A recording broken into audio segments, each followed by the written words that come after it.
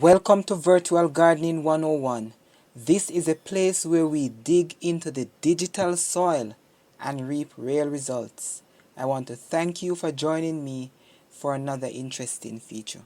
We're living in a time when we need to be self-reliant. As gardeners, creating a high-yield vegetable garden is one of the avenues that we can use to achieve this. In this feature, I'm going to highlight the key steps to get you started if you're interested in this kind of activity. First of all, you need to start with a plan. It is often said that if you fail to plan, you plan to fail. As you plan the layout of your garden, you need to give consideration to lighting.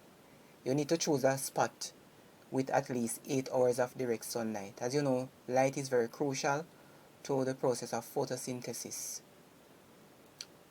You want to bear in mind the quality of the soil. So you need to have an idea of the nutrients as well as the pH levels of the soil.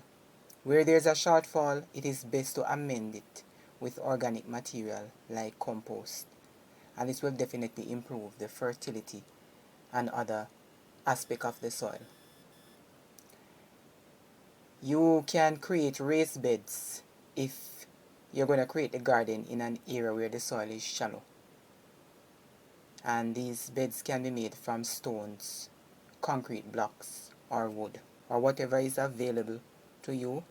You can get very creative. So you want to select high yield vegetables according to your space, because some of them are more productive in small spaces.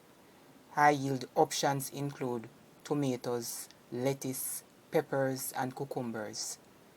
You also need to give thought to succession planting. So in other words, as soon as you harvest one crop, you have another one coming in. And that way, you can increase the yield over the growing season. It's always best to start with quality seeds or seedlings. And by this I mean they are disease resistant. And, the seedlings are healthy if you're going to be using seedlings from our nursery, because you want to make sure that when you plant them, they come up healthy. And if you're going to start the seeds yourself, it is always best to sow them indoors if necessary and transplant them when they are strong enough. You want to optimize on space and your planting techniques, especially when you don't have a lot of space to work with. So you can divide your garden into small sections and plant crops according to their space needs. And this method will definitely maximize the number of plants that you can actually grow in a small area. You can also make use of vertical gardening. And by this I mean you're going to use trellises or stakes to support climbing plants like cucumbers and beans. And this will improve air circulation. So you don't have these plants running and crowding up the garden space and make it look cluttered and all of that. And vertical gardening also mean you can plant your crops, some of them in small containers, and you can affix the containers to the sides of your wall if you're growing them outdoor or inside of your greenhouse. And that's just an example. There are others that you can have in hanging pots, and you can hang them on the roof, the supporting section of the roof of your greenhouse, if you have one. In a time when we are experiencing frequent drought spells, water is very crucial, and so you want to water efficiently. And so you're going to water according to the needs of your plant. So it's very important that you have an understanding of the watering needs of your plant, so that you can put a system in place so that you don't have challenges as you go into the growing season. So you can use a drip irrigation system. It may be very costly, but if you're not able to afford that, then there are other methods that you can use, or you want to make sure that whatever you do, you're conserving on water. And this brings me to the next point, mulching.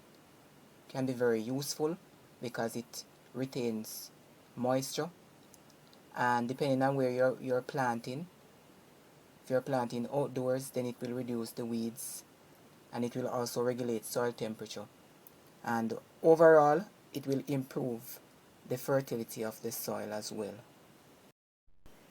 You're going to fertilize where necessary, and it's always best to go about it the natural way.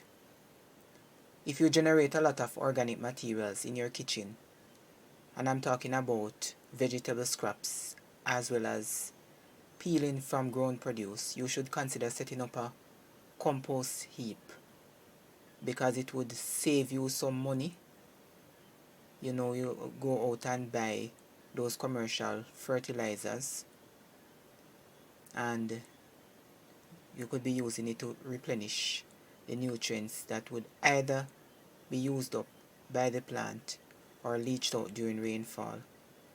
As far as disease and pest management is concerned, I must say the success of any gardening activity is dependent on the strategies that are employed or put in place to manage them effectively.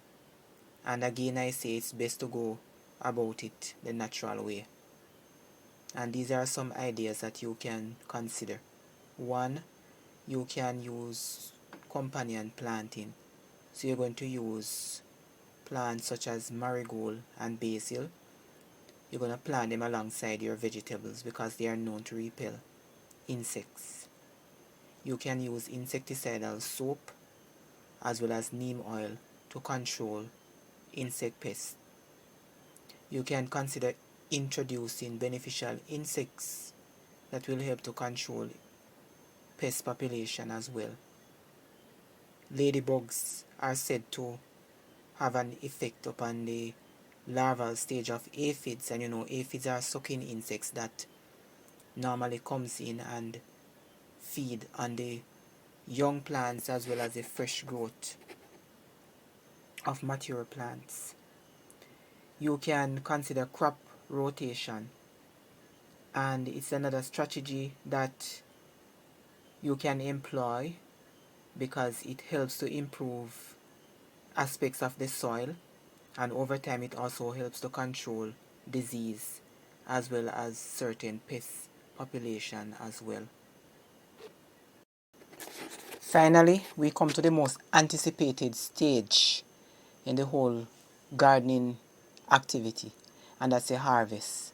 So after putting in time, energy, and money, we all look forward to the day when we can go in our garden and harvest something, because it's a clear sign or evidence that our efforts didn't go in vain. And it doesn't matter the size of your garden. You want to plant in such a way that you always have something to harvest. Earlier I made reference to succession planting, because you want to plant in such a way that you'll never run out of crops. By doing this, you'll be able to feed yourself as well as your family, and you'll have some to share. And the only way you can achieve this is through consistency, and it also calls for some amount of dedication and commitment and careful planning in order to be successful. So I hope that this information that I have passed on will help you in one way or another, and I look forward to your feedback in the comment section. I want to thank you for taking the time out to come over to Virtual Gardening 101, the place where we dig into the digital soil and reap real results.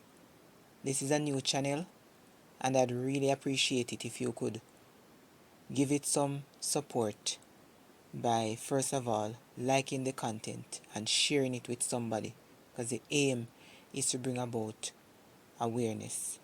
I welcome your feedback in the comment section, and you could give the channel a further boost by subscribing as well. Once again, I want to say Thank you for stopping by, and I'll catch you in another one.